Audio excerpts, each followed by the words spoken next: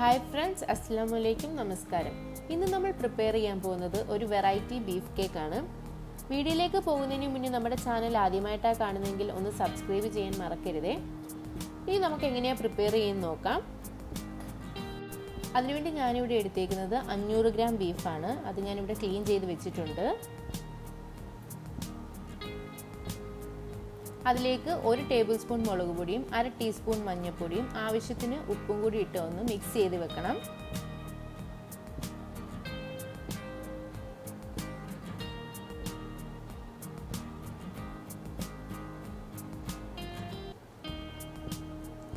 ഇനി നമുക്കതൊന്ന് വേവിച്ചെടുക്കാം.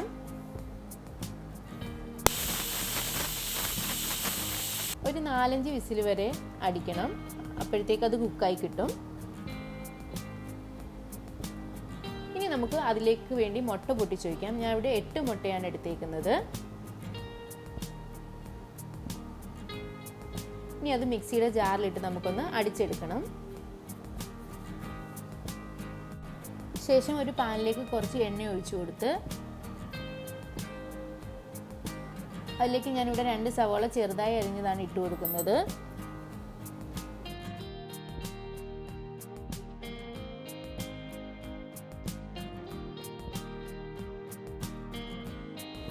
ഇനി നമുക്കതിലേക്ക് 1 ടേബിൾ സ്പൂൺ ഇഞ്ചി വെളുത്തുള്ളി പേസ്റ്റ് ആഡ് ചെയ്ത് കൊടുക്കാം. എന്നിട്ട് നന്നായിട്ടൊന്ന് വഴറ്റി കൊടുക്കണം.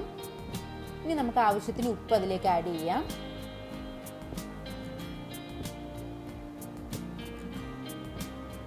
ഇനി 1/2 ടീസ്പൂൺ ഗരം മസാല കൂടി ആഡ് ചെയ്യാം.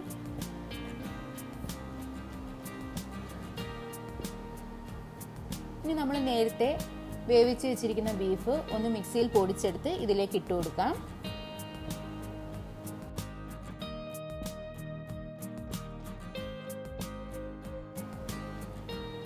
എന്നിട്ട് നന്നായിട്ടൊന്ന് മിക്സ് ചെയ്ത് കൊടുക്കണം.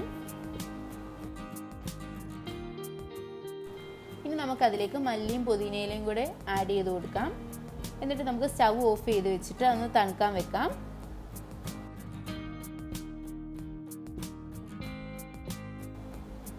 ഇനി നമ്മൾ നേരത്തെ അടിച്ചു വെച്ചിരിക്കുന്ന മുട്ടയ്ക്കകത്തോണ്ട് ഈ മിക്സ് ആഡ് ചെയ്ത് കൊടുക്കണം.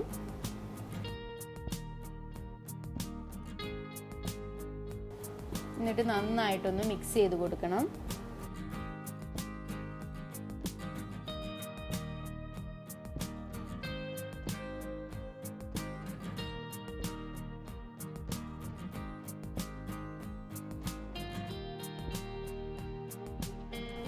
ഒരു പാനിലേക്ക് കുറച്ച് ബട്ടർ ആഡ് ചെയ്ത് കൊടുക്കാം. എന്നിട്ട് നമുക്കതൊന്ന് മെൽറ്റ് ചെയ്തെടുക്കണം. നമ്മൾ സ്റ്റൗ ഓഫ് ചെയ്ത് വെച്ചിട്ട് നമ്മൾ നേരത്തെ തയ്യാറാക്കി വെച്ച് ബാറ്റർ ഒഴിച്ചു കൊടുക്കാവൂ. നമുക്കതൊന്ന് അടച്ചു വെച്ച് വേവിക്കാം. നമ്മളിങ്ങനെ ഒരു പാൻ വെച്ചിട്ട് നമ്മുടെ പാത്രം വെക്കാവൂ. അങ്ങനെ ഒരു 25 മിനിറ്റ് വരെ നമുക്ക് വേവിച്ചെടുക്കണം.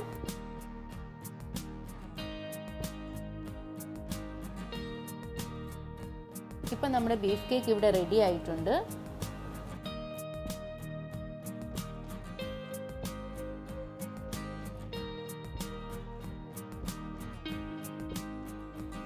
അപ്പം നിങ്ങളെല്ലാവരും പ്രിപ്പയർ ചെയ്ത് നോക്കണം. നിങ്ങൾക്ക് എല്ലാവർക്കും ഇഷ്ടപ്പെടും.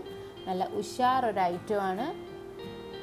ഇനി അടുത്തൊരു വീഡിയോ ആയിട്ട് കാണാം. Take care. ബൈ.